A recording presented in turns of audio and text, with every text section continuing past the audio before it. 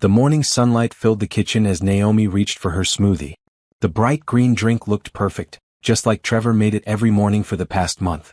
He said it was a new health kick, spirulina, kale, all the good stuff. She smiled at the gesture. After 10 years of marriage, he was still trying to take care of her. She lifted the glass to her lips. "Don't drink it."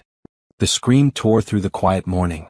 Carmen, their housekeeper, flew across the kitchen and knocked the glass from Naomi's hand. It shattered on the white tile floor, green liquid spreading everywhere. "Carmen, what?" "Mrs. Reynolds, please?" Carmen's hands shook as she gripped Naomi's arms. The older woman's face was white with terror. "Please listen to me. That drink. I saw him. I saw what he put in it." Naomi's heart pounded. "What are you talking about? Come with me. Please." Carmen pulled her toward the pantry, away from the mess. Her voice dropped to a whisper. "I've been scared for weeks. I didn't know how to tell you. But today I saw him crushing pills into that smoothie. White pills from a bottle he keeps hidden." The kitchen tilted. Naomi grabbed the counter. "That's impossible. Trevor would never." "Mrs. Reynolds." Carmen's eyes filled with tears. "It's not just today. I've seen things, heard things. He's been having an affair with Miss Heather, his business partner. For months, maybe years. I cleaned the guest house. I found their things. Their notes." Naomi's breath caught. Heather. Beautiful, charming Heather, who came to their home for dinner parties. Who hugged Naomi and called her a friend. "They talk when they think I'm not around," Carmen continued. "Last week I heard them in his office. She said, 'We need to move faster. The life insurance alone is $2 million. And he said, 'She's starting to suspect the money problems. We don't have much time.'" The floor seemed to drop away. "Money problems? I think they've been stealing from you, Mrs. Reynolds. From your business. And now," Carmen's voice broke, "now I think they want to kill you." Naomi stared at the green liquid spreading across her perfect white kitchen floor. This morning she'd woken up as a successful architect with a loving husband. Now she was standing in her kitchen, learning that her marriage was a lie and her life was in danger. She thought about the smoothies. Trevor had started making them a month ago. "To help with your stress," he'd said. She'd been tired lately. Foggy. Sleeping more than usual. She'd blamed it on working too hard. "How long?" Her voice sounded strange. Distant. "How long have you known?" "I suspected the affair for 6 months. But the other stuff, the stealing, the planning, I only started hearing it clearly 3 weeks ago. I was afraid to tell you. Afraid he'd hurt me. Hurt my family." Tears ran down Carmen's face. "But I couldn't let you drink that today. I couldn't." Naomi pulled Carmen into a hug. The woman was trembling. "You did the right thing. You saved my life. What are we going to do?" That was the question. What do you do when you discover your husband is trying to murder you? When the man who promised to love and protect you has been poisoning you? When your marriage is nothing but a lie wrapped around a death plot? Naomi pulled back and looked at Carmen. Her mind was racing, but something inside her was becoming very, very clear. She was Naomi Reynolds. She'd built a successful architectural firm from nothing. She'd survived her parents' deaths, put herself through school, created a life. She wasn't going to let Trevor and Heather take that away. "We're going to be smart about this," she said quietly. "Very smart. And we're going to destroy them." Carmen's eyes widened. "How?" "First, you're going to clean up this mess like nothing happened. Then you're going to take a week off. Paid vacation. I'm going to give you $5,000 cash right now. You're going to take your family somewhere safe. But, Carmen, if they're willing to kill me, they won't hesitate to hurt you if they know you told me. You need to be safe." Naomi was already moving, her architect's brain clicking into planning mode. "While you're gone, I'm going to gather evidence. Every single piece. Then I'm going to make sure they pay for everything they've done." "You're not going to tell him you know?" "Not yet. If he knows I know, he'll run. Or he'll try something else. Something faster." Naomi met Carmen's eyes. "I need you to trust me. Can you do that?" Carmen nodded slowly. "What if he tries to hurt you while I'm gone?" "He won't.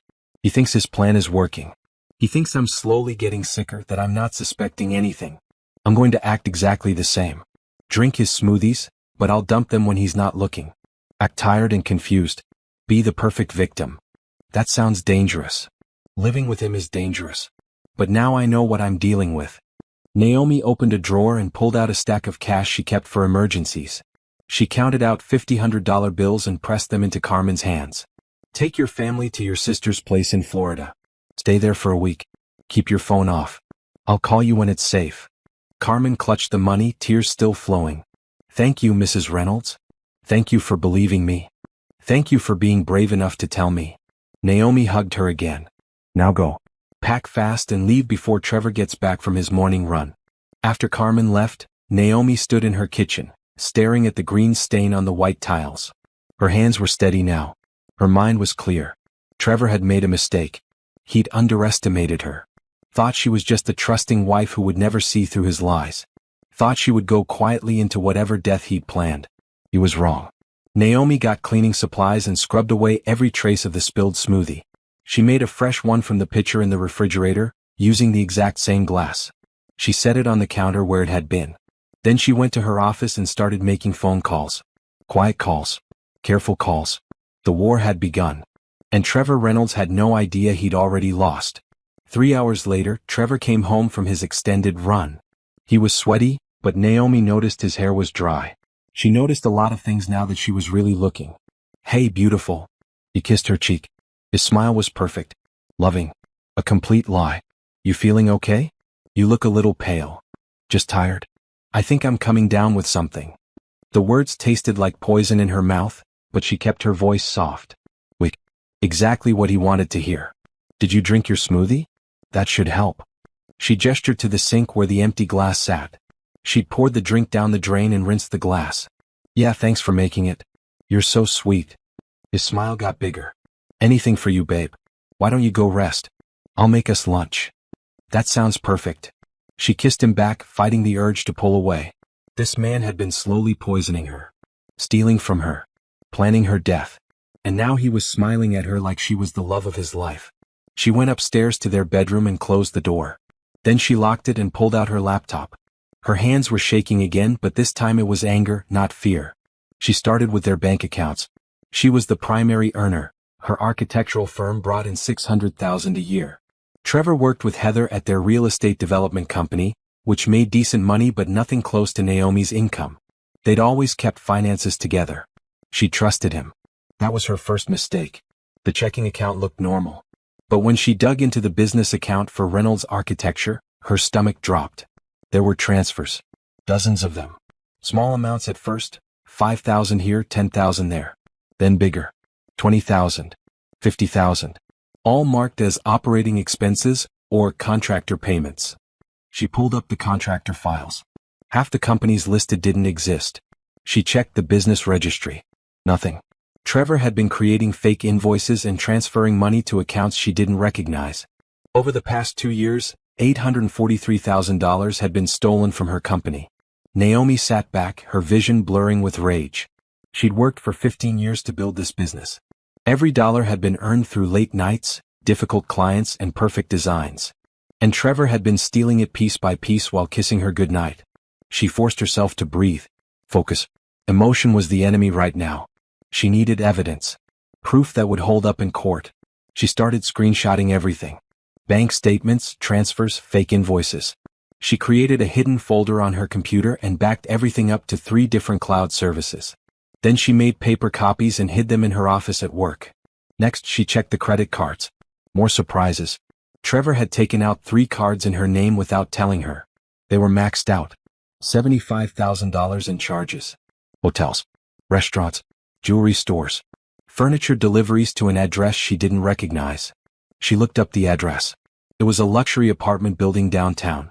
Apartment 847. Their secret love nest. Naomi's jaw clenched. She grabbed her phone and called a locksmith company she'd used for work projects. Hi, I need to change all the locks on my house and my office. Today if possible. Can you do that? We can have someone there in 2 hours, ma'am. Perfect. I'll pay double if you can do it quietly. My husband works from home and I'm planning a surprise. Can your technician come to the back door? The locksmith laughed. No problem. We love helping with surprises. While she waited, Naomi called her closest friend, Patricia, who was a paralegal. Trish, I need a favor. A big one. Can you recommend a divorce lawyer? The best one you know. Patricia's voice changed immediately. Naomi? What's wrong? Is Trevor? I can't explain everything yet. But yes, Trevor did something. Actually, a lot of things. I need a lawyer who specializes in fraud and hidden assets. Someone who'll fight like hell. Oh honey, I'm so sorry. Let me call Leslie Patterson. She's the best in the city. She'll tear him apart. That's exactly what I need. Are you safe? Do you need to leave? I'm safe for now. But Trish, I need you to keep this completely quiet. Trevor can't know I'm doing anything. Not yet. I understand. I'll call Leslie right now and tell her it's urgent. She'll get you in today if she can. After they hung up, Naomi sat on her bed staring at the door. She could hear Trevor downstairs humming while he made lunch, probably adding more pills to whatever he was cooking. She wasn't going to eat anything he prepared ever again. Her phone buzzed. Patricia had sent Leslie Patterson's number with a text. She's expecting your call. She's blocking off her afternoon for you. Be careful, sweetie. Naomi called immediately.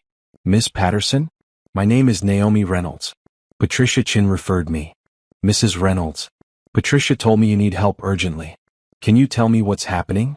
Naomi took a breath and told her everything. Carmen's warning. The poison smoothie. The affair with Heather. The stolen money.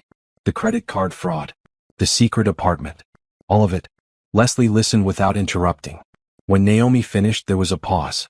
Mrs. Reynolds, this is very serious. We're not just talking about divorce. This is attempted murder and grand larceny. Have you contacted the police? Not yet. I wanted legal counsel first. Smart. Here's what we're going to do. Can you come to my office right now? Tell your husband you're going to the store or the office. Anywhere he won't follow. Yes, I can do that. Bring every piece of evidence you have. We're going to document everything and then I'm going to introduce you to a detective I trust. We need to build a criminal case at the same time as protecting your assets. Your husband has been poisoning you, which means you're in active danger. I know, but I need to be smart about this. If he knows I know, he might try something more direct. I understand. That's why we need law enforcement involved immediately. They can provide protection while we gather more evidence. Naomi felt some of the weight lift. She wasn't alone anymore. Thank you. I'll be there in an hour. She hung up and looked at herself in the mirror. Her face was calm, determined. This was the woman Trevor had underestimated. The woman who'd built a business from nothing. The woman who was about to take him down. She unlocked the bedroom door and went downstairs. Trevor was setting the table. 2 sandwiches. 2 glasses of iced tea. Hers was slightly darker than his. More poison. I made your favorite, he said, smiling. Turkey and avocado. You're the best. But honey, I just got a call from a client. Emergency meeting about the Montgomery project. I have to go into the office. His smile flickered for just a second. Annoyance. You wanted her home, drugged, compliant. Can't it wait? You need to rest. I wish it could, but this client is worth $200,000. I can't blow them off. She grabbed her purse and keys. I'll eat when I get back. Save my sandwich for later, okay? She kissed his cheek and walked out the door, her heart pounding. She could feel his eyes on her back. Let him watch. Let him think everything was going according to his plan. He had no idea that the hunter had become the prey. 2 weeks passed. 2 weeks of the most difficult performance of Naomi's life. Every morning Trevor made her a smoothie. Every morning she took it with a smile. And every morning when he left the kitchen, she poured it into a sealed container and hid it in a locked drawer in her home office. Leslie Patterson had arranged for each sample to be picked up by a private investigator who delivered them to a forensic lab. The results came back fast. Diazepam, lorazepam, Ambien. 3 different sedatives mixed together in doses that weren't deadly but were enough to keep someone foggy, confused, and sleeping 12 to 14 hours a day. Over time, combined with accidents or a planned suicide, they could be lethal. Detective Rodriguez, the officer Leslie introduced her to, was horrified. Mrs. Reynolds, we have enough to arrest him right now. Not yet. Naomi kept her voice steady. They were sitting in Leslie's office conference room, documents spread across the table. If we arrest him for attempted murder, Heather will run. She'll take whatever money they've hidden. I need to get everything back. Every penny they stole. And I need both of them to pay. Leslie nodded. She's right. We need to trace all the assets first. Plus, we need evidence of Heather's involvement. So far, we can prove Trevor poisoned her and stole from her. But Heather's been careful. She hasn't left a paper trail. That's because they're using the apartment to plan, Naomi said. She pulled out her phone. I've been wearing a recording device for the past week. This morning, Trevor thought I was asleep. He called Heather. She played the audio. Trevor's voice was clear. The sedatives are working perfectly. She's sleeping 16 hours a day now. Another month and we can move to the next phase. Once she's completely dependent on me, we make it look like she killed herself. Depression. Business stress.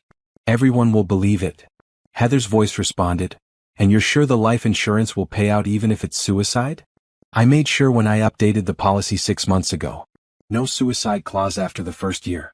We'll get $2 million, plus her share of the business is worth another $3 million once she's gone. You and I will finally have everything we deserve. Detective Rodriguez's face went dark. That's conspiracy to commit murder. That's both of them. Naomi felt sick hearing it again, but she forced herself to stay focused. There's more. Keep listening. Heather's voice continued. I can't believe how easy this has been. She trusted you completely. Never questioned anything. Trevor laughed. Naomi's brilliant with buildings, but she's stupid about people. She never saw through me. 10 years of marriage and she bought every lie. The business trips where I was actually with you. The contractor payments that went to our accounts.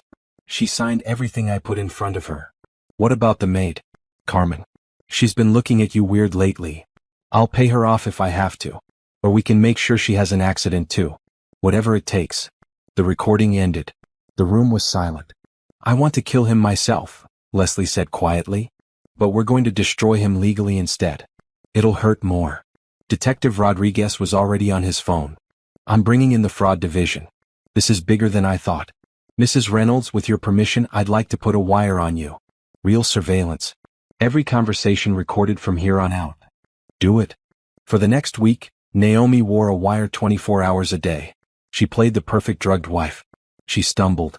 Forgot things. Slept constantly. Let Trevor spoon-feed her soup laced with more pills, which she secretly spit into napkins. She went to dinners with Trevor and Heather, watching them exchange secret looks across the table. Listening to Heather talk about how hard Trevor worked, and what a lucky woman Naomi was. The recordings captured everything. One night, Heather came to their house for a business meeting. Naomi excused herself to rest, and went upstairs. But the wire kept recording.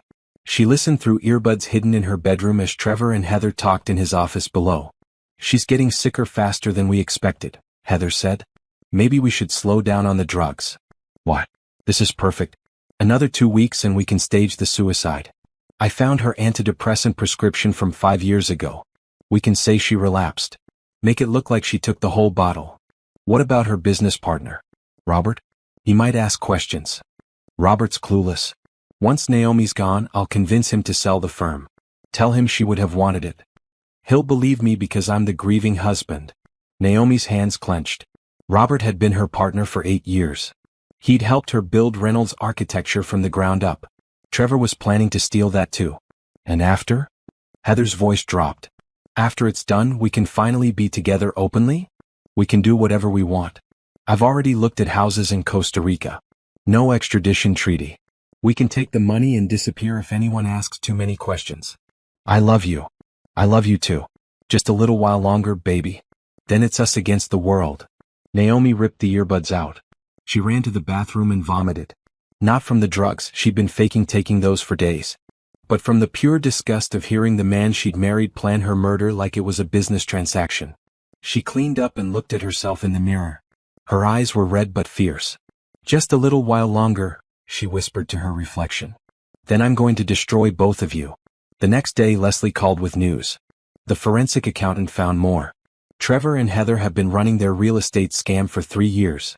They buy properties using your money, flip them, and keep the profits in offshore accounts.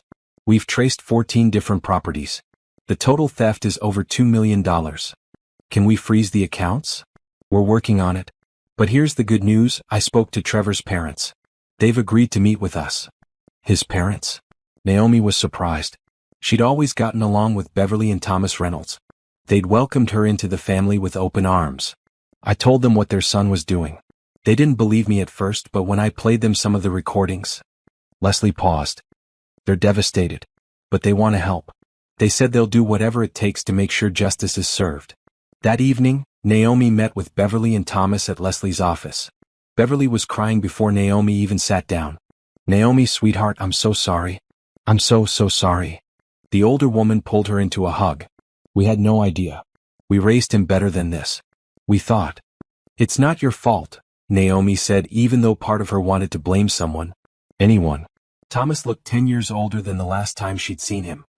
We want to testify against him. We want to help you get justice. That man, that's not our son. I don't know what happened to the boy we raised, but we won't protect what he's become. We're going to make sure he pays for everything, Leslie assured them. But I need to ask, do you know anything about his finances? Any accounts or properties we might have missed? Beverly nodded. There's a safe deposit box at First National Bank. Trevor opened it 10 years ago. He thought we didn't know, but his father is friends with the bank manager. The manager mentioned it once. Detective Rodriguez leaned forward. Can you get us access to that box? Thomas is listed as a backup key holder. Trevor added him years ago in case of emergencies. Beverly looked at her husband. We can get a warrant, right? Open it legally? Already on it, Rodriguez said. 3 days later they opened the safe deposit box. Inside they found cash, $200,000. Jewelry that belonged to Naomi but she'd never reported missing. Documents showing property deeds in the Cayman Islands. And a life insurance policy on Naomi worth $2 million, taken out 6 months ago without her knowledge or signature. Her signature had been forged. That's identity theft and insurance fraud on top of everything else, Leslie said with satisfaction. We have him. We have everything we need. Naomi stared at the documents, her life reduced to paperwork and plots. When do we move? Soon. But first we set the trap. We're going to catch both of them red-handed. And we're going to make sure everyone knows exactly what they did. Detective Rodriguez smiled. It wasn't a nice smile. Mrs. Reynolds, how do you feel about hosting a dinner party? A dinner party? Naomi repeated. She was sitting in Leslie Patterson's office, surrounded by documents, recordings, and evidence of her husband's betrayal. You want me to have dinner with the man who's been trying to kill me? Not just dinner. Detective Rodriguez spread out a diagram on the table. We're going to stage a confrontation. But we need witnesses. People Trevor respects. People who will see everything and whose testimony can't be questioned. Leslie nodded. His parents have agreed. They'll be there. We also want your business partner Robert, your closest friends, and a few key people from your professional network. People who know you're successful and stable. People who can testify that you weren't suicidal or mentally unwell. But why a dinner party? Why not just arrest them? Because Heather's been careful, Leslie explained. We have Trevor dead to rights on the poisoning, the theft, the fraud. But Heather? Her name isn't on most of the documents. She could claim she didn't know what Trevor was doing. That he manipulated her too. We need her to confess on tape in front of witnesses so she can't backtrack later. How do we get her to confess? Rodriguez smiled. By making her think she's won. We're going to make Trevor panic, and when people panic they make mistakes. They say things they shouldn't. Over the next 3 days Naomi's team grew. There was Leslie Patterson, her attorney, who had 20 years of experience destroying criminals in civil court. Detective Rodriguez from the fraud division, who'd built his career on taking down white-collar criminals. Marcus Chin, the forensic accountant who'd traced every stolen dollar through shell companies and offshore accounts. Dr. Sarah Williams, a toxicologist who'd analyzed every poison smoothie and could testify to the exact dosages Trevor had used. Then there were the technical people. James, a private investigator who'd been following Trevor and Heather for 2 weeks, documenting their meetings at the secret apartment, their dinners together, their weekend trips to luxury hotels. Monica, a tech specialist who installed cameras throughout Naomi's house. Hidden in smoke detectors, picture frames, even the kitchen backsplash. Everything was being recorded now. Every lie Trevor told. Every kiss Heather gave him when they thought Naomi was drugged upstairs. This is extensive, Naomi said, watching Monica install the final camera in the living room. All of this is legal? Everything in your own home is legal. You own this house. You have every right to record what happens inside it. Monica adjusted the angle. These cameras are commercial grade. Night vision, audio enhancement, cloud backup. Even if someone destroys your equipment, we'll have copies of everything. Robert, her business partner, was the hardest conversation. He'd been with her since the beginning, helped her build Reynolds Architecture from a 2-person operation to a 50-employee firm. When she told him everything he went pale. Trevor? But he was always so supportive. He came to our company events. He celebrated when we landed big contracts. He was acting, Naomi said bitterly. They were in her locked office at work, documents spread across her desk. Look at these transfer records. See these contractor payments? Those companies don't exist. Trevor created fake invoices and I signed them because I trusted him to manage our contractors while I focused on design. Robert studied the papers, his face getting darker. $800,000. From our operating account. Naomi, we almost couldn't make payroll 3 months ago. I thought we were having cash flow problems. We were, because Trevor was stealing faster than we could earn. If this had gone on much longer, the business would have collapsed. Then he and Heather would have offered to buy out my share for pennies on the dollar. After I was dead, of course. I want to kill him. Get in line. Naomi managed a bitter smile. But we're going to do something better. We're going to take everything. The money, the assets, everything they stole. And then we're going to send them to prison for the rest of their lives. Robert's jaw set. What do you need from me? I need you to come to dinner at my house next Friday. I need you to act normal until then. Can you do that? I can do that. And Naomi? I'm sorry.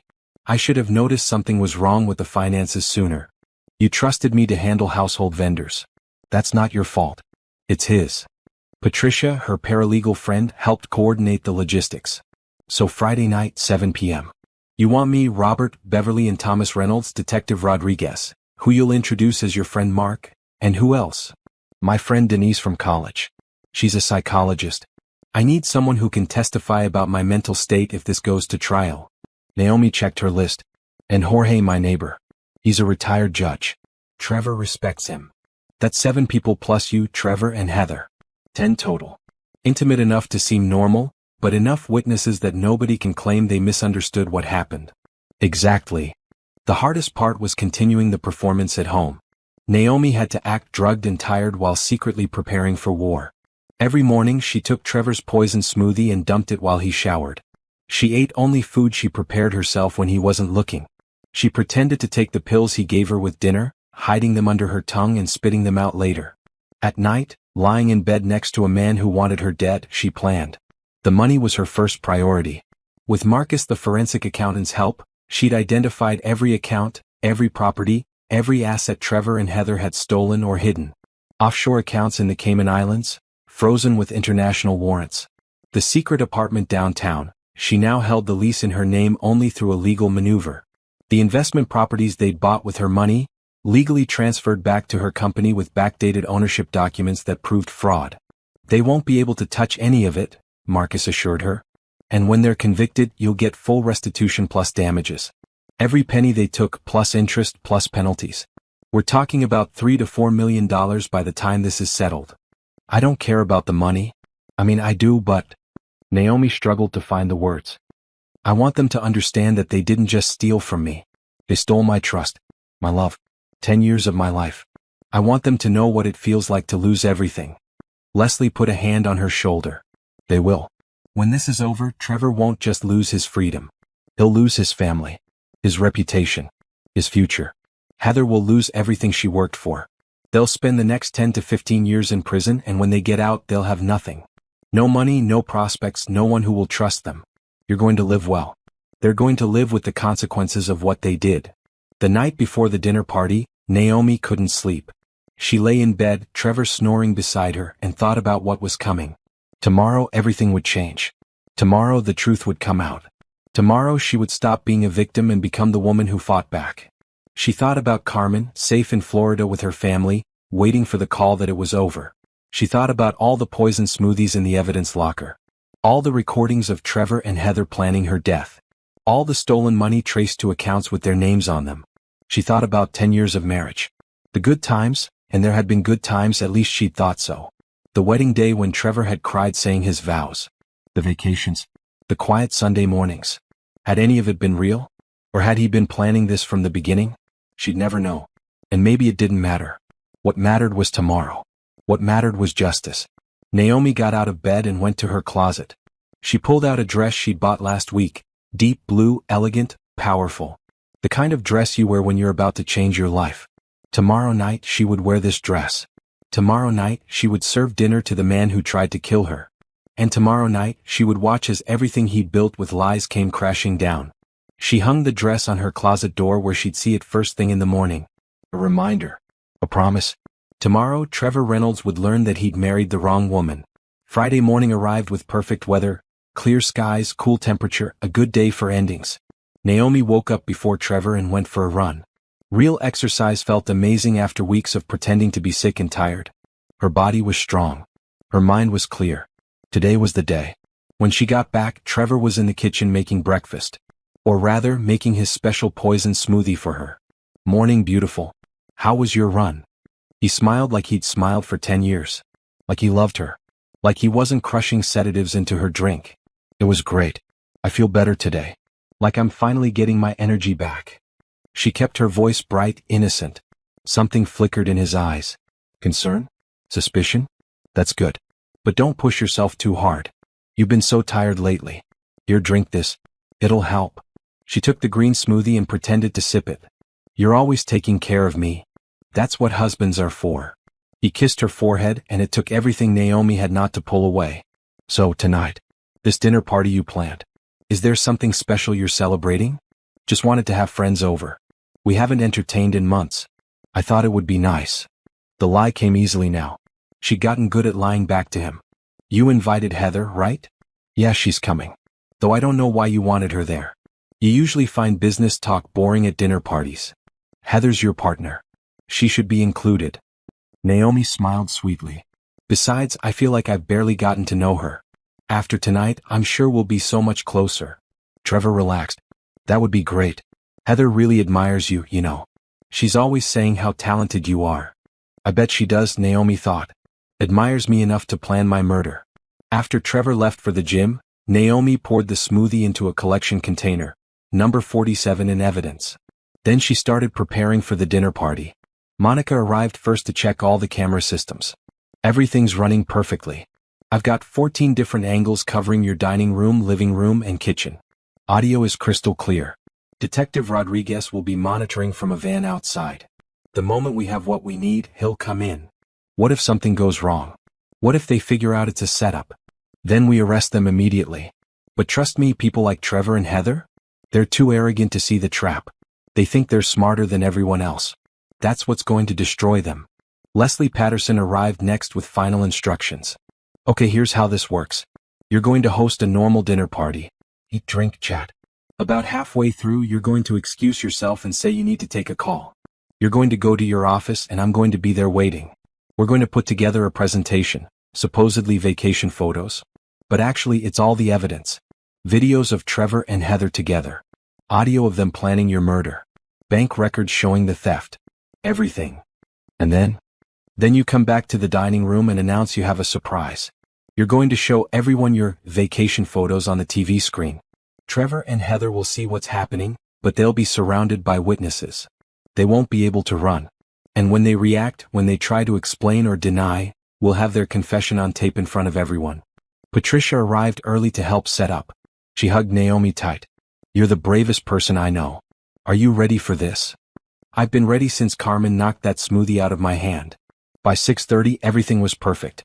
The dining table was set with Naomi's best china and silverware. Candles flickered.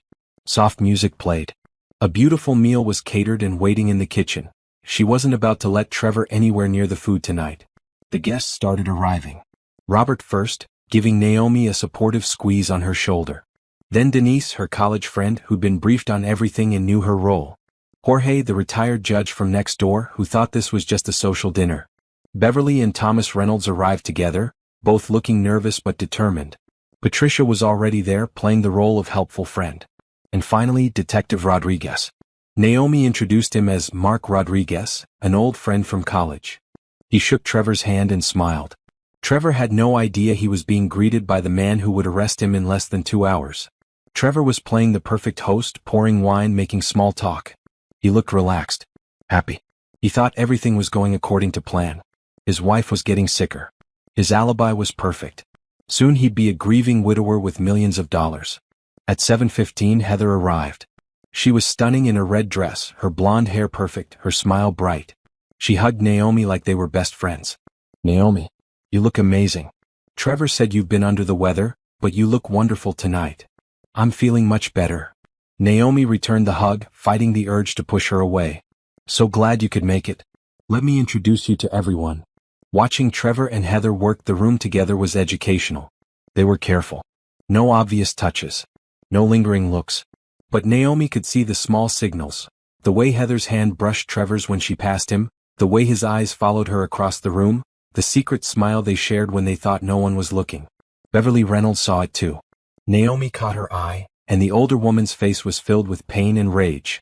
That was her son. The boy she'd raised. And he'd become this. They sat down for dinner at 7:30. Naomi had arranged the seating carefully. Trevor at the head of the table, Naomi at the other end. Heather next to Trevor, let them sit together one last time. Beverly and Thomas on the opposite side where they could watch their son. Detective Rodriguez positioned where he could see everything. Patricia recording on her phone under the table. Dinner started normally. Conversation flowed. Robert talked about a new project. Jorge told stories about his time as a judge. Denise asked about everyone's summer plans. It was pleasant. Normal. Trevor kept refilling Naomi's wine glass. She barely touched it, but he didn't notice.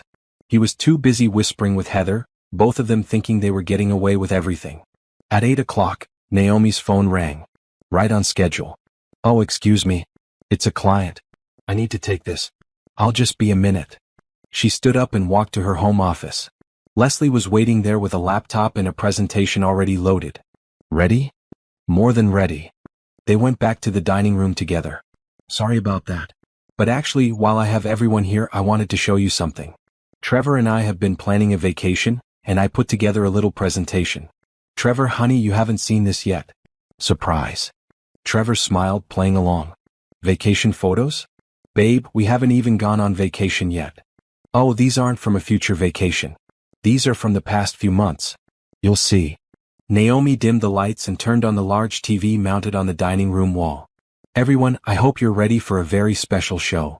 The presentation started with a title slide, The Truth About Trevor Reynolds and Heather Morgan. Trevor's smile vanished. Heather went pale. And then the evidence started rolling. First, photos of Trevor and Heather together. At restaurants. At the secret apartment. At hotels. Kissing. Holding hands. In bed together.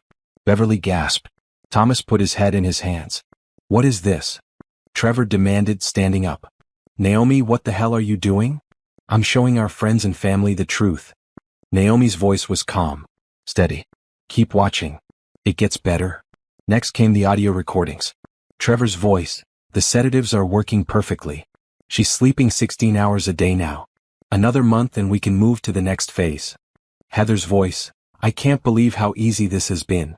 She trusted you completely. The room was dead silent except for the recordings playing. Everyone was frozen, staring at the screen in horror. The bank records came next. Transfer after transfer. $800,000 stolen from Reynolds Architecture. The fake invoices. The offshore accounts. The properties bought with Naomi's money. You've been stealing from me for 3 years, Naomi said, still calm. But the stealing wasn't enough, was it, Trevor? The final video played. Security footage from inside their home. Footage Trevor didn't know existed. It showed him in the kitchen, crushing pills into a smoothie. It showed him checking to make sure Naomi was still drugged. It showed him on the phone with Heather, saying, once she's completely dependent on me, we make it look like she killed herself. Beverly was crying. Thomas was shaking with rage. Robert looked like he wanted to jump across the table and strangle Trevor. Denise was staring in shock. Jorge's face was grave and judicial. Detective Rodriguez stood up. Trevor Reynolds, Heather Morgan, I'm Detective Mark Rodriguez with the Fraud Division. You're both under arrest for attempted murder, conspiracy to commit murder, grand larceny, fraud, and embezzlement. 2 uniformed officers came in from the kitchen where they'd been waiting. Trevor tried to run, but Rodriguez caught him easily. Heather just sat there, frozen, tears streaming down her face. You can't do this. Trevor shouted as the handcuffs went on. That evidence is illegal. You recorded me without permission. Actually, Leslie said, stepping forward, everything was perfectly legal. This is Mrs. Reynolds' home. She has every right to record what happens inside it. And you confessed to multiple felonies with witnesses present. You're done. As the officers read them their rights, Trevor turned to look at Naomi. You bitch. You were faking? All this time? All this time, Naomi confirmed. Did you really think I was stupid enough not to notice you were poisoning me? Carmen saved my life. And then I saved myself. You won't get away with this. We'll fight this. You'll go to prison, Naomi interrupted. For 10 to 15 years. Maybe more. And I'll get back every penny you stole. plus damages, plus interest. You gambled everything on killing me, Trevor. And you lost. Heather was sobbing now. Please. Naomi, please. I'm sorry. He manipulated me. He said you didn't love him anymore. He said. Stop. Naomi's voice cut through the excuses like a knife. You knew exactly what you were doing. You discussed poisoning me. You planned my suicide. You stole from my business. Don't you dare pretend you're a victim. The officers led them both away. Trevor was still shouting threats. Heather was crying. And Naomi stood in her dining room, surrounded by the people who loved her, and felt the weight she'd been carrying finally lift. It was over. The hunt was over. Justice had begun. The courtroom was packed. Naomi sat in the front row, Leslie Patterson on one side, Detective Rodriguez on the other. She wore a navy blue suit, professional, powerful, unbreakable. Across the aisle, Trevor and Heather sat with their separate defense attorneys, neither looking at each other or at Naomi. The preliminary hearing had happened 2 days after the arrest. Bail was denied for both of them due to flight risk and the severity of the charges. They'd spent the last 6 weeks in county jail awaiting trial. 6 weeks for Naomi to reclaim her life. The trial was expected to last 3 weeks. The prosecution had brought charges of attempted murder, conspiracy to commit murder, grand larceny, embezzlement, fraud, and identity theft. The evidence was overwhelming, but Leslie warned her that trials could be unpredictable. Defense attorneys will try anything, she'd said. They'll claim you manipulated Trevor. That you knew about the affair and were jealous. That you fabricated evidence. Be prepared for them to attack your character. Naomi was ready. The prosecutor, Amanda Chin, was a veteran who'd never lost a murder case. She started her opening statement with a poison smoothie. Ladies and gentlemen of the jury, this case is about a man who married a successful woman, stole from her for 3 years, and then decided it was easier to kill her than divorce her. Trevor Reynolds systematically poisoned his wife with prescription sedatives, planning to eventually stage her suicide so he and his lover could collect $2 million in life insurance. Amanda walked the jury through the timeline. The affair that started 3 years ago. The fake contractor invoices that stole $800,000. The secret apartment. The offshore accounts. The forged life insurance policy. And finally, the poisoning that started 6 months before Carmen's intervention. But Trevor Reynolds made one critical mistake. He underestimated his wife. He thought Naomi Reynolds was too trusting, too naive, too drugged to see through his lies. He was wrong. And because of his arrogance, we have recorded confessions, forensic evidence, and the testimony of multiple witnesses. By the end of this trial, you will have no doubt that both Trevor Reynolds and Heather Morgan conspired to murder a woman whose only crime was loving and trusting the wrong man. The defense attorneys tried their best. Trevor's lawyer argued that the recordings were taken out of context, that Trevor had been depressed and making dark jokes, not actual plans. That Naomi had been having an affair herself and was trying to frame Trevor out of revenge. It didn't work. The evidence was too strong. The jury saw the security footage of Trevor crushing pills into smoothies. They heard the audio of him discussing the suicide plan with Heather. They saw the bank records showing systematic theft. They examined the forged signatures on the life insurance policy. One by one, the witnesses took the stand. Carmen testified first, her voice shaking but clear. I saw him crush the pills into her morning smoothie. White pills. He did it every single day for weeks. And I heard them talking. He said she would be gone soon. That they would finally have everything. The defense tried to paint Carmen as a disgruntled employee who'd been fired. But Leslie produced Carmen's employment records showing she'd been given a raise 3 months before the incident and had excellent reviews. Beverly and Thomas Reynolds testified next. Thomas's testimony was particularly devastating. That's my son sitting there, he said, his voice breaking. My son who I raised to be honest and kind. I don't know when he changed. I don't know when he became someone who could plan to kill his wife for money. But I know what I heard on those recordings. And I know that's not the boy I raised. That's a criminal. And he needs to face justice. Beverly testified about the safe deposit box. About finding the forged insurance policy. About the cash and stolen jewelry. She cried through most of her testimony, but she never wavered. He's my son and I love him. But he tried to kill an innocent woman. He stole from her. Betrayed her. I can't protect that. I won't.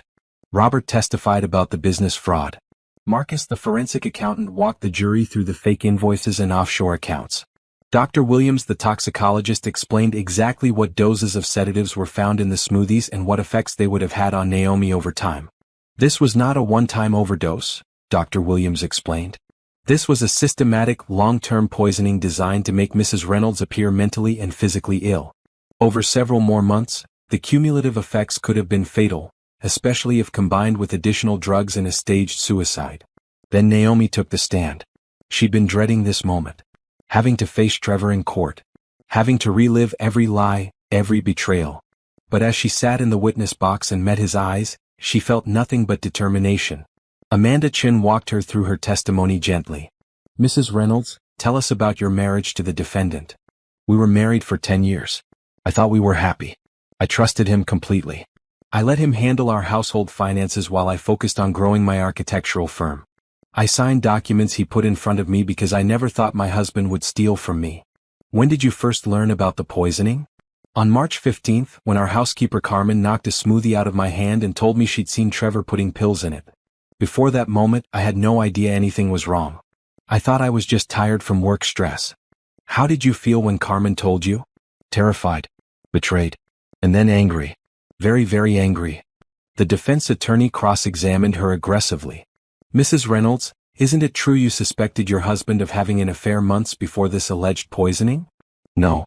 Isn't it true you hired a private investigator to follow your husband? Not until after Carmen warned me. I had no reason to suspect anything before that. Isn't it convenient that you have recordings of these supposed confessions? Almost like you set up your husband? I set up a trap for a man who was trying to kill me. Yes. And he walked right into it because everything he said on those recordings is true. You seem very calm for someone whose husband supposedly tried to murder her. Naomi leaned forward. I was hysterical for about 3 days after I found out. Then I got angry. Then I got strategic. I'm not going to apologize for being smart enough to protect myself and gather evidence.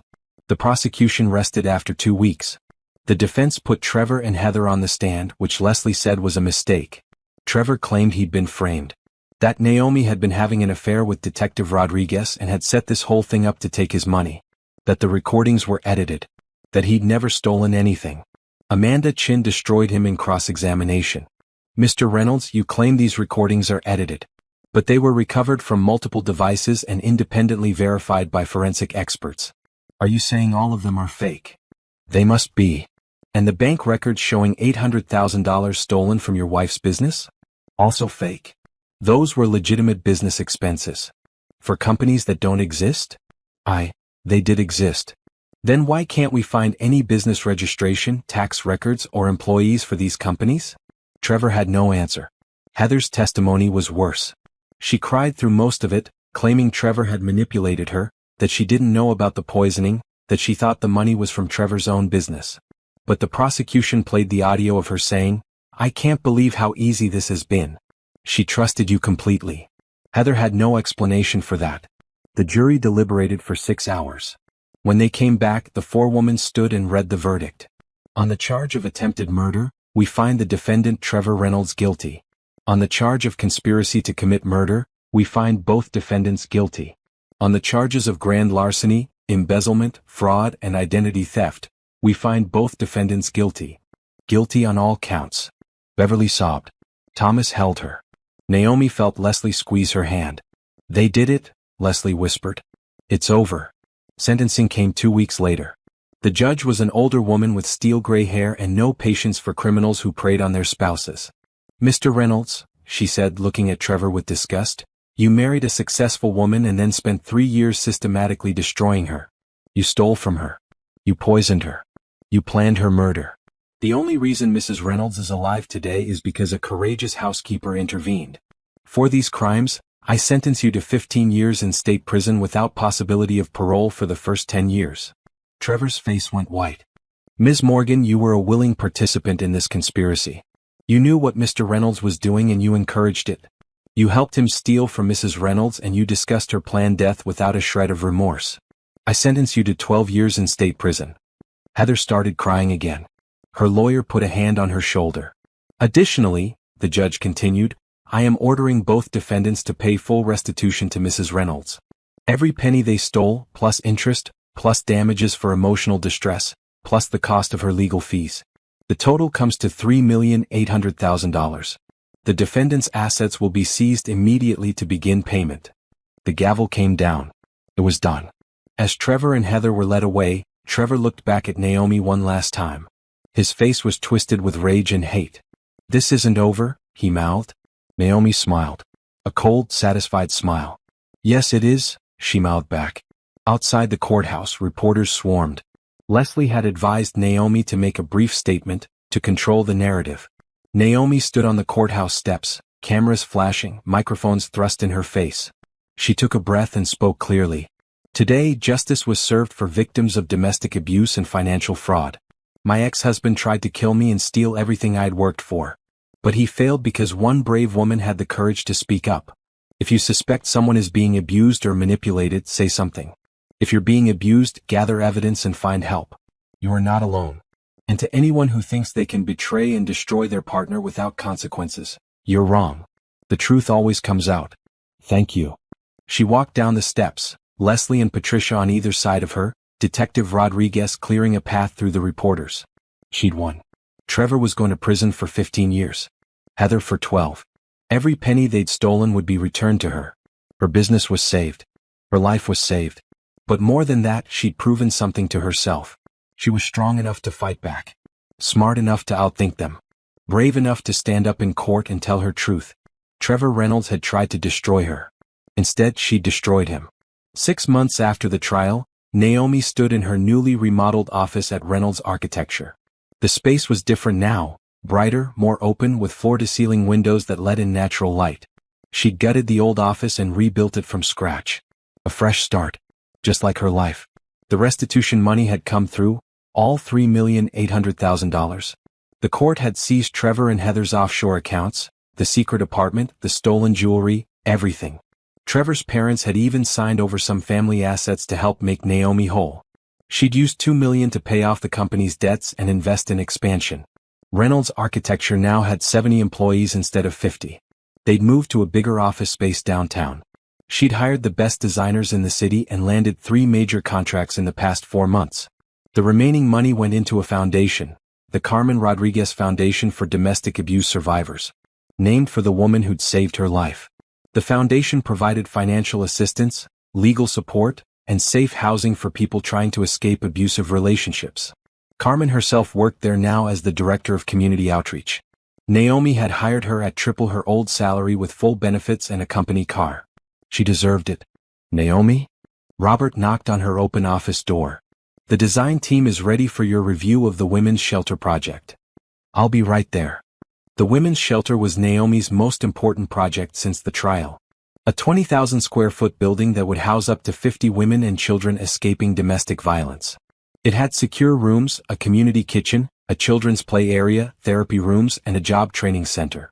She designed every detail personally, pouring all her pain and anger and determination into creating something beautiful and safe. Something that would help other women the way Carmen and Leslie and Patricia had helped her. The design team was waiting in the conference room. Naomi reviewed the plans, made a few adjustments, and approved the final drawings. Construction would start next month. The shelter would open in 8 months. "This is incredible work," said Michelle, one of her senior designers. "This building is going to change lives." "That's the goal." Naomi smiled. "Now let's talk about the hospital expansion project. I heard we landed the contract." They had. Reynolds Architecture was thriving. Naomi's reputation had only grown after the trial. Instead of being seen as a victim, she was seen as a survivor. A fighter. Companies wanted to work with her. Clients respected her. She'd been featured in Architecture Digest and given talks at 3 universities about building a business and overcoming adversity. After the meeting, Naomi went back to her office and looked at the framed photo on her desk. It was from the courthouse steps after the sentencing. Her, Leslie, Patricia, Carmen, and Detective Rodriguez. All of them smiling. Victorious. Her phone buzzed. A text from Patricia, "Wine night at my place? I have gossip." Naomi smiled. "I'll bring the cheese." That evening, sitting in Patricia's living room with wine and laughter, Naomi felt something she hadn't felt in years. Peace, joy. Her friends were celebrating Patricia's new promotion at the law firm, and the conversation was light and easy. "So," Patricia said, refilling everyone's glass, "there's a new guy at my firm. Gorgeous. Single. I could set you up?" Naomi shook her head. "I'm not ready for that. Maybe not for a long time." "That's okay. You've earned the right to take your time. Patricia squeezed her hand. But when you are ready, you deserve someone amazing. Someone who sees how incredible you are. Speaking of amazing, Carmen said, I have to tell you what happened at the foundation today. We helped a woman get out of a situation that was exactly like yours, Naomi. Her husband was drugging her and stealing from her business. But because of the foundation, we got her a lawyer, documented everything, and she's safe now. She said hearing your story gave her the courage to fight back. Naomi felt tears sting her eyes. That's what it's all about. Making sure what happened to me helps other people. You've helped so many people already, Carmen said softly. More than you know. Over the next few months, Naomi threw herself into work in the foundation. She traveled to conferences, gave speeches, met with other survivors. She took up painting again, a hobby she'd abandoned during her marriage. She went hiking on weekends. She visited her parents' graves and told them about everything that had happened. I'm okay, she whispered at their headstone. I'm more than okay. I'm strong. One Saturday afternoon, she was at the construction site for the women's shelter, reviewing the progress with the contractor. The building was taking shape. Walls were up, the roof was nearly complete, windows were being installed. Ms. Reynolds? The contractor, a man named Isaiah Miller, walked over with a question about the security system installation. We need to decide where you want the cameras mounted. The specs show 14 locations, but I'm thinking we might need more at the entrance points. Good thinking. Let's add cameras here, here, and here. She marked the blueprint. I want every entry point monitored 24/7. These women need to feel safe. Isaiah nodded. My sister lived in a shelter like this 5 years ago. Left an abusive husband. The shelter saved her life. What you're building here, it matters. Something in his voice made Naomi look up. His eyes were kind. Understanding. No pity, just respect. I'm sorry about your sister. Is she okay now? She's great. Went back to school, got a degree in social work. Now she helps other women in the same situation. Turned her pain into purpose just like you're doing. They talked for another hour about the construction timeline, the security systems, the landscaping. Isaiah was professional but also genuinely interested in the project's mission. When they finished, he handed her his card. If you have any questions about the build, call me directly. I'm personally overseeing this project. It's too important to delegate. Naomi found herself smiling as she drove home. Isaiah was attractive, she'd noticed that. But more than that, he seemed like a good man. A man who understood loss and pain and chose to build something better. But she wasn't ready. Not yet. Maybe someday. For now, she had her business. Her foundation. Her friends. Her healing. That night, she sat at her drafting table. The same one she'd used when she first started her firm 15 years ago. She was working on a new project, designing her own house. After the trial, she'd sold the house she'd shared with Trevor. Too many bad memories. Too much poison soaked into the walls. She was going to build something new. Something that was entirely hers.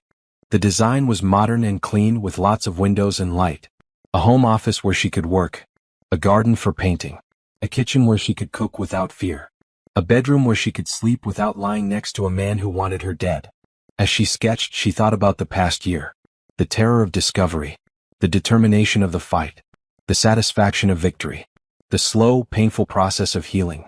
Trevor was in prison. She'd gotten a letter from him 3 months ago, full of rage and blame. She'd thrown it away without reading past the first line. He had no power over her anymore. Heather had tried to reach out too, through her lawyer. Begging for forgiveness. Claiming she'd been manipulated. Naomi had Leslie send back a simple response. No contact. Ever. They were in her past.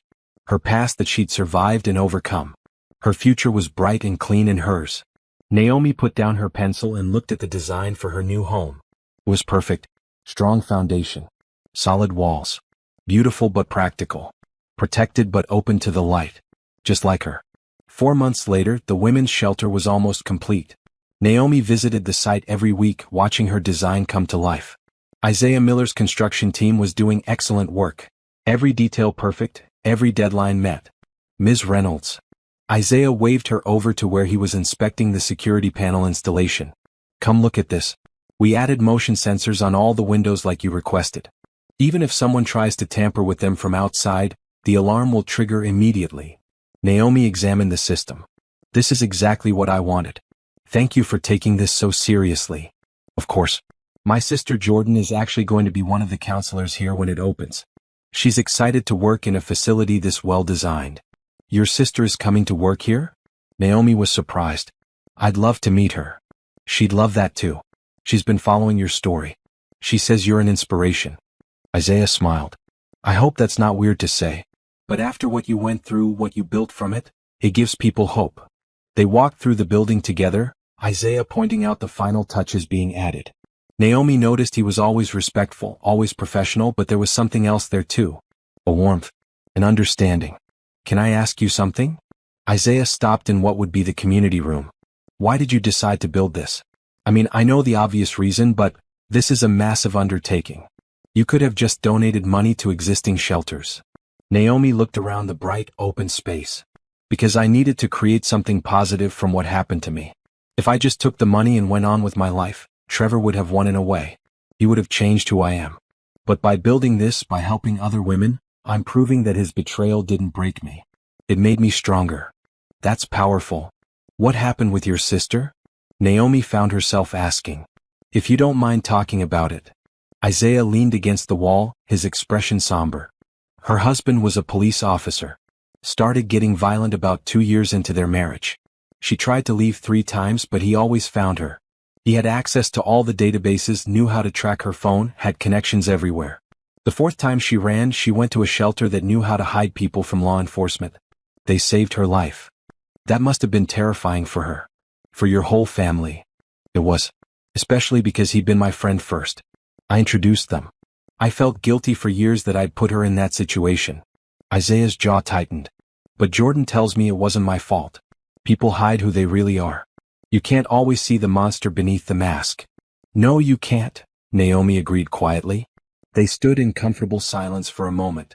Would you want to grab coffee sometime? Isaiah asked suddenly. Not as contractor and client. Just as 2 people who've been through similar things and might understand each other. Naomi's first instinct was to say no. She wasn't ready. She didn't want to date. But something about the way he asked, casual, no pressure, just an invitation for connection, made her pause. Coffee sounds good, she heard herself say. As friends? As friends? Isaiah agreed, smiling. They met the following Saturday at a quiet cafe near the shelter construction site. Naomi had been nervous, but as soon as they started talking, the nervousness faded. Isaiah was easy to talk to. He listened more than he spoke. He asked questions without prying. He shared his own experiences without making everything about himself. Jordan's doing great now, he was saying. She married a really good guy last year. Someone who treats her like a queen. It's amazing to watch her be happy again. Does she still struggle with trust? Sometimes. Especially when they fight about small stuff, dishes, schedules, normal couple things. She told me she still flinches sometimes when he raises his voice, even though he'd never hurt her. The fear doesn't just disappear. Naomi understood that.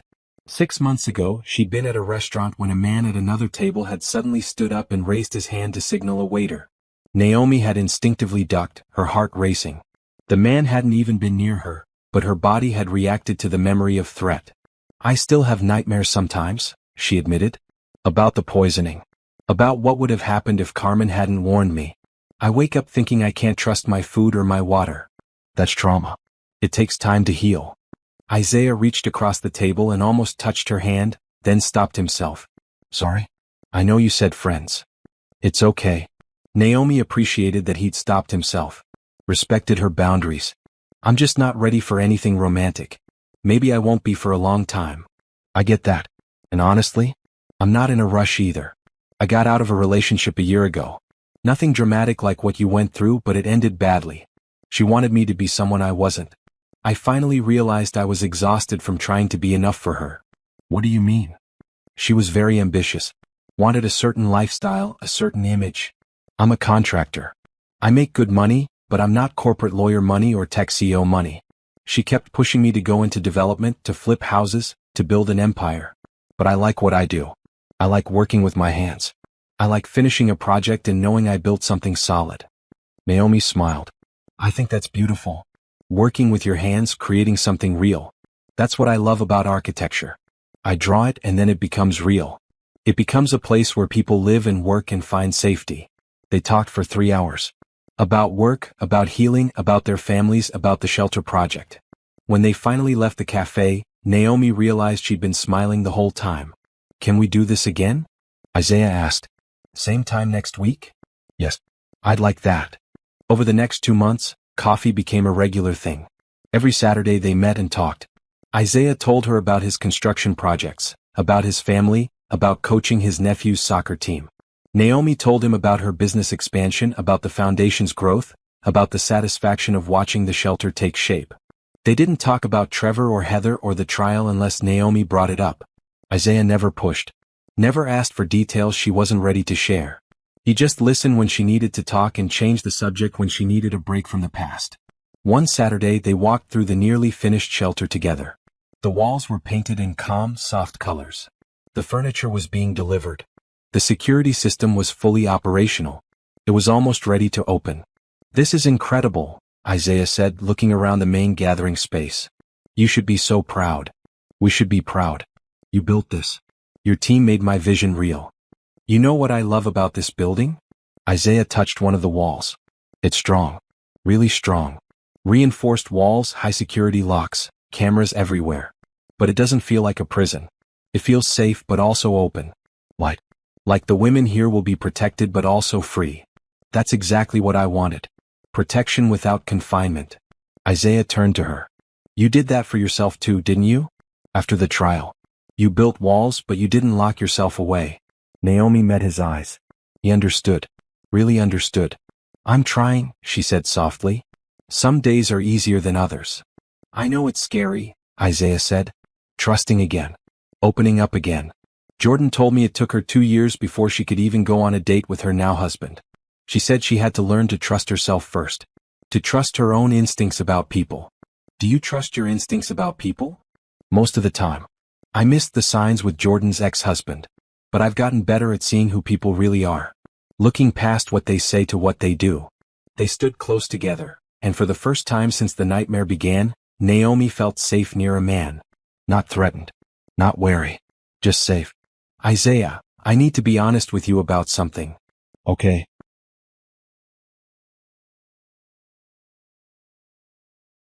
I like spending time with you. I look forward to our coffee dates. But I'm scared. I'm scared that if I let someone in again they'll hurt me. I'm scared that I'll miss the red flags. I'm scared that I'm not healed enough to trust my own judgment. That's completely normal. Isaiah's voice was gentle. And you don't have to rush anything. I'm not going anywhere. If you need another year of Saturday coffee as friends, I'm good with that. If you need 5 years, I'm good with that too. I like you, Naomi. But I also respect that you've been through hell and you need time to heal. Tears stung her eyes. Thank you. For understanding. For not pushing. I'm not that guy. The pushy guy. The guy who tries to convince you that you're ready when you're not. You'll know when you're ready. And if that's with me, great. If it's with someone else down the line, I'll be genuinely happy for you. Because you deserve to be happy. Naomi wiped her eyes and smiled. How did you get to be so patient and understanding? Therapy, Isaiah said honestly. Lots and lots of therapy. After my sister's situation, after my relationship ended, I realized I needed help processing everything. Best decision I ever made. I'm in therapy too, Naomi admitted. Twice a week since the trial. Good. It helps, right? It does. It really does. They finished the shelter tour and Isaiah drove her home. When they got to her apartment building, he didn't try to come up. Didn't try to kiss her. Just smiled and said, "See you next Saturday?" Definitely. As Naomi rode the elevator to her apartment, she felt something she hadn't felt in a long time. Hope. Not just hope for justice or revenge or financial recovery. Hope for connection. Hope that maybe someday she could love again. But not yet. She was still healing. Still rebuilding. Still learning to trust herself. And that was okay. Because she had time. She had support. She had Isaiah's friendship, which asked nothing from her except honesty. And for now that was more than enough. 1 year after the trial, the Carmen Rodriguez Foundation Women's Shelter officially opened. The ribbon-cutting ceremony was attended by over 200 people. Donors, survivors, community leaders, and press. Naomi stood at the podium in front of the beautiful building she designed and built. Her building. Her vision made real. This shelter represents more than just safety, she began, her voice strong and clear. It represents hope. Second chances. The belief that what happened to you doesn't define what happens next. A year and a half ago, I discovered that my husband had been poisoning me, stealing from me, and planning my murder. I could have let that destroy me. Instead, I let it transform me. She looked out at the crowd and saw Carmen crying tears of joy. Beverly and Thomas Reynolds sitting in the front row. Leslie Patterson and Patricia standing near the back. Detective Rodriguez in uniform. Robert holding a giant bouquet of flowers. And Isaiah standing off to the side with his sister Jordan, both of them smiling at her with pride. This building will house 50 women and children at a time. We'll provide counseling, legal services, job training, and childcare. We'll help women rebuild their lives the way I rebuilt mine. Because every woman deserves to feel safe. Every woman deserves to thrive. And every woman deserves justice. The crowd applauded. Carmen came up and stood beside her as they cut the ribbon together. Cameras flashed. People cheered. The shelter was open. After the ceremony, there was a reception inside. Naomi walked through the building, seeing families settling into their new temporary homes. Children playing in the bright, safe playroom. Women talking with counselors, planning their next steps. One woman approached her hesitantly. She was young, maybe 25, with a healing bruise on her cheek. "Ms. Reynolds? I just wanted to say thank you. I left my boyfriend 2 days ago. He'd been hurting me for 3 years. I finally got brave enough to run because I read about you in the newspaper. About how you fought back. You gave me courage." Naomi hugged her. "You gave yourself courage. You're the one who left. You're the one who chose to survive. I'm just glad the shelter was here when you needed it." Later, as the reception wound down, Isaiah found her on the building's back patio, looking out at the garden that had been planted. "You did it? This is incredible." "We did it," Naomi corrected. "This building exists because of a lot of people working together. But it exists because of your vision. Your determination. Your refusal to let what happened to you be the end of your story." They stood together watching the sunset. Over the past months, their relationship had slowly deepened. They still met for coffee every Saturday. But now they also went to movies, took walks, had dinner at each other's apartments. It was slow and careful and built on friendship first. 3 months ago, Isaiah had kissed her for the first time. She'd been scared but also ready. It had been gentle and sweet, and when she didn't pull away, he'd smiled and said, "Is this okay?" "Yes," she'd whispered. "This is okay." Since then they'd taken things slow. Very slow. Isaiah never pushed. Never demanded more than she was ready to give. He understood that trust wasn't something she could manufacture. It had to grow naturally. And it was growing. "So," Isaiah said now, turning to face her, "I have something to tell you. And before I do, I want you to know there's no pressure. I just think you should know where I'm at." Naomi's heart started beating faster. "Okay. I'm falling in love with you." He said it simply. "Honestly. I've been falling for months. The way you survived what Trevor did to you. The way you built this shelter. The way you're kind to everyone even though you have every reason to be bitter. The way you laugh at stupid jokes. The way you design buildings that change lives. All of it. I'm in love with you, Naomi." Tears filled her eyes. "Isaiah. Like I said, no pressure. I'm not asking you to say it back. I'm not asking for anything to change. I just wanted you to know. Because I'm not good at hiding my feelings and I didn't want you to wonder where we stand." Naomi thought about Trevor saying, "I love you," while crushing pills into her smoothie. She thought about all the ways those 3 words had been used as weapons, as manipulation, as lies. But when Isaiah said them, they sounded different. They sounded like truth. "I don't know if I'm there yet," she said honestly. "But I'm getting there. Being with you feels safe. Feels real. And that's something I didn't think I'd ever feel again. That's enough for me. However long it takes." She kissed him. Right there on the patio of the shelter she'd built from her pain and anger and determination. She kissed him and felt something click into place in her heart. Maybe this was what healing looked like. Not forgetting what happened. Not pretending the scars didn't exist. But choosing to build something new anyway. Choosing to trust again anyway. Choosing to love again anyway. The next 6 months passed in a blur of growth and change. Reynolds Architecture landed its biggest contract yet, a $50 million civic center project. Naomi hired 20 more employees and opened a second office. The shelter was always full, always helping women rebuild their lives. The foundation expanded its services to 3 other cities. And her relationship with Isaiah deepened. They were partners now in every sense. He supported her work without trying to control it. She supported his projects without trying to change him. They were building something together, slowly and carefully, brick by brick. One Saturday morning, Isaiah took her to a construction site on the edge of the city. I want to show you something. What is this? This is the land I bought 6 months ago. 5 acres. I've been designing something. He pulled out architectural plans. I want to build a house. Not just any house. Your dream house. Naomi looked at the plans and her breath caught. It was similar to the design she'd been working on, the one she'd sketched at her drafting table the night she decided to rebuild her life. But Isaiah had refined it. Made it better. How did you? You left your sketchbook at my place 3 months ago. I saw the drawings. I hope that's not creepy, but I thought maybe we could build it together. Not like I'm asking you to marry me or anything, he added quickly. I just mean you design it, I build it, and maybe someday when you're ready it could be our house. Or just your house and I visit sometimes. Or, Isaiah. She put her hand over his mouth. Are you asking me to move in with you? Eventually. Someday. If you want. Only when you're ready. Which might be years from now, and that's fine. I want to, she interrupted. Not today. But soon. I want to build this house with you. I want to create something that's ours. Isaiah's face lit up. Yeah. She kissed him. Let's build something beautiful. 2 years after Carmen knocked the poison smoothie from her hand, Naomi stood in the completed home she and Isaiah had built together.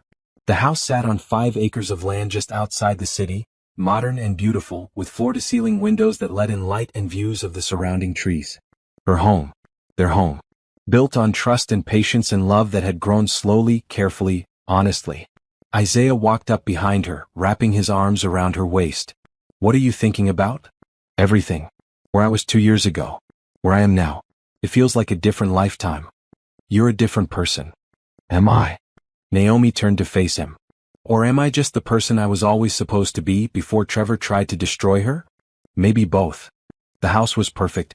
Naomi had designed every detail, and Isaiah's construction team had built it exactly to her specifications. An open-concept living space flooded with natural light. A massive home office where she could work on designs. A chef's kitchen where she cooked without fear. A master bedroom with windows overlooking the trees and a bed where she slept peacefully, no nightmares, no checking locks 3 times before lying down. Her favorite room was the studio, a bright space where she painted and sketched and created art just for herself. Not for clients. Not for business. Just for joy. They'd moved in 3 months ago, slowly combining their lives. It wasn't always easy.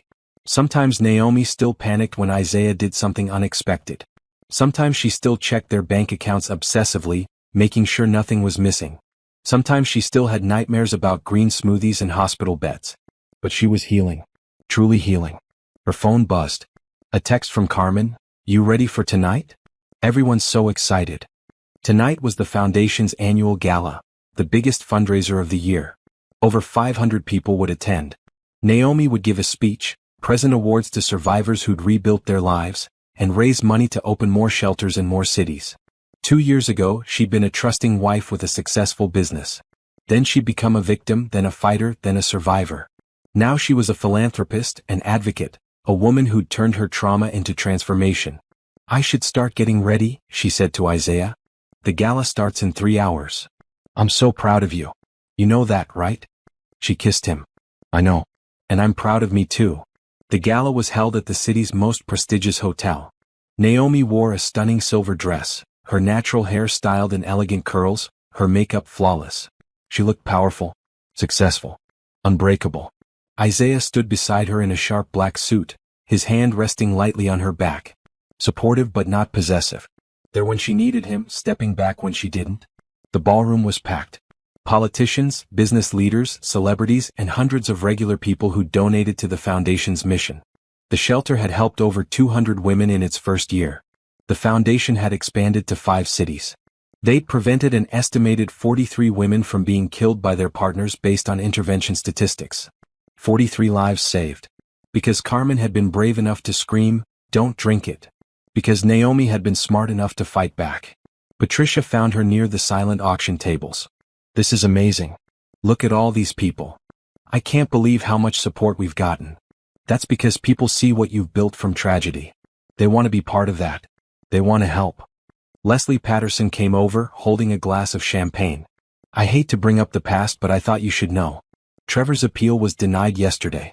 The conviction stands. He'll serve the full 15 years. Naomi felt a weight lift that she hadn't even realized was still there. Good. And Heather? Also denied. She's in the women's facility upstate. I heard she's been taking classes trying to get a degree. Maybe she'll be better when she gets out in 10 years. Maybe. Naomi didn't have much sympathy for Heather. She'd been an active participant in planning Naomi's death. But at least she was serving her time. At least there was justice. Detective Rodriguez approached, now a captain. He'd been promoted partly due to his work on Naomi's case. Mrs. Reynolds? Sorry, Ms. Reynolds? You ready for your speech? As ready as I'll ever be. At 8 o'clock, the lights dimmed and Naomi walked onto the stage. 500 faces looked up at her. 500 people waiting to hear her story. She took a breath and began. 2 years ago, I was almost murdered by the man I'd married. He poisoned me slowly, stole from my business, and planned to make my death look like suicide so he and his lover could take my money and disappear. I survived because one brave woman, our housekeeper Carmen, saw what was happening and had the courage to speak up. Carmen was sitting in the front row, tears already streaming down her face. After I survived, I had a choice. I could hide from what happened. Let it break me. Let Trevor's betrayal define my life. Or I could fight back. Not just for justice but for transformation. I chose to fight. And tonight, 2 years later, I stand before you as the founder of a foundation that has saved lives. As the designer of shelters that provide safety. As a woman who refused to let evil win. The audience was silent, hanging on every word. The Carmen Rodriguez Foundation has helped over 200 women escape dangerous situations in the past year. We've provided legal services, housing, job training, and counseling. We've opened shelters in 5 cities. And we're just getting started. With your support tonight, we'll expand to 10 cities by next year. We'll help 500 women. We'll save lives. She paused, looking out at the crowd. At Carmen. At Leslie. At Patricia. At Beverly and Thomas Reynolds, who'd disowned their son but embraced the foundation. At Robert, who'd helped her save the business. At Detective Rodriguez, who'd believed her. At Isaiah, who'd loved her patiently while she healed. I want every woman in an abusive situation to know that you can survive. You can fight back. You can rebuild. Your story doesn't end with betrayal or violence or fear. Your story ends with you standing tall, helping others, creating beauty from pain. Tonight we celebrate survival. We celebrate strength. We celebrate the power of women who refuse to be destroyed. The applause was thunderous. People stood up, clapping, some crying.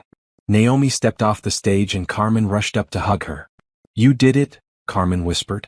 You changed the world. We did it together. The rest of the gala was a blur of donations and congratulations. By the end of the night, they'd raised $3 million. $3 million to open more shelters, help more women, save more lives. As the event wound down, Naomi and Isaiah escaped to the hotel's rooftop terrace. The city stretched out below them, lights twinkling in the darkness. You were incredible tonight, Isaiah said, pulling her close. I feel incredible. Like everything I went through was worth it because of what I built from it. Does it still hurt? Thinking about Trevor and what he did? Sometimes. But less now. I don't waste energy hating him anymore. He's in prison. He lost everything. That's justice. I'd rather focus on what I gained. What did you gain? Naomi thought about it. Strength I didn't know I had. Friends who proved their loyalty. A purpose bigger than myself. And you. I gained you. Isaiah kissed her softly. I love you. I love you too. The words still felt new, but they were getting easier. More natural. Thank you for being patient with me. For waiting while I healed. You were worth the wait. They stood on the rooftop for a long time, holding each other, looking out at the city below. Somewhere out there, Trevor was in a prison cell, serving his sentence. Heather was in her own cell, living with the consequences of her choices. And Naomi was here, free and happy and successful, creating a life that would have been impossible if she hadn't fought back. The next morning, Naomi woke up in their beautiful house, sunlight streaming through the windows. Isaiah was already up, making coffee in the kitchen. She could hear him humming. She got out of bed and walked to her home office. On her desk was a framed photo from the gala, her standing at the podium, looking powerful and confident. Next to it was another photo, this one from the trial, the day of sentencing. A reminder of where she'd been and how far she'd come. She turned on her computer and opened her current project. The blueprints for shelter number 6, set to open in 6 months in another city. More lives to save. More women to help. Her phone buzzed. An email from a woman named Angela. Ms. Reynolds, I just left my husband after reading your story. I've been too scared to leave for 5 years. But if you could survive what you went through, I can survive this. Thank you for giving me courage. Naomi smiled and typed back, Angela, you had that courage all along. You just needed permission to use it. The foundation is here if you need help. You're not alone. Isaiah appeared in the doorway with 2 cups of coffee. Working already? Just checking emails. There's a woman who left her abuser because of my story. That's amazing. You're changing lives every single day. We're changing lives, Naomi corrected. She took the coffee and stood up, wrapping her arms around him. I couldn't have done any of this without you. Without your support and patience and love. Yes, you could have. You're the strongest person I know. But I'm glad I get to be here with you while you do it. They drank their coffee on the back patio, watching birds flit through the trees. It was peaceful. Safe. Home. Naomi thought about that morning 2 years ago when Carmen had screamed and knocked the smoothie from her hand. The terror of that moment. The realization that her husband wanted her dead. The fear and anger and determination that had followed. If someone had told her then that she'd end up here, in a beautiful home with a man who truly loved her, running a foundation that saved lives, with a business that was thriving, with her life rebuilt better than before, she wouldn't have believed them. But here she was. Survivor. Fighter. Philanthropist. Architect. Partner.